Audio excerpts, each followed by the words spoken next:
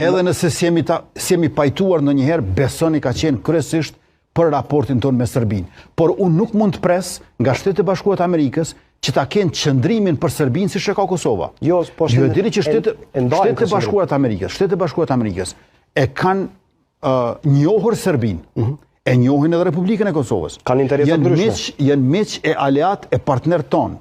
Madje janë aleati i pazëvendësueshëm e partneri kyç i yni, janë edhe miku ynë special.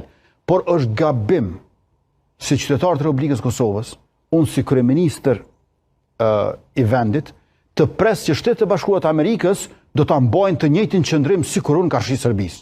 Unë kam një qëndrim më të avancuar, besoj unë. Jo, ata kanë raportet të ndara, zoti Kurti, sepse kanë interesat të ndara. Interesi ndarash Kosova. Ka një qëndrim tjetër, sepse unë përfaqësoj një popull që ka përjetuar gjenocidin e Serbisë 4 herë. Ky gjenocidi i luftës së fundit është vetë genocidi i 4. Janë 3 genocide para kësaj.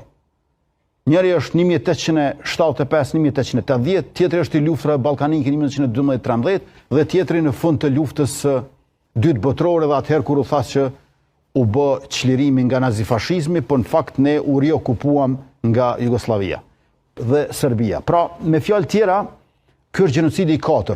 Nuk mund të pres unë që qëndrimin për Beogradin do ta ketë njësoj sikurse shtëpia e bardhë e State Departamenti, sikurse qeveria dhe kuvendi i Republikës.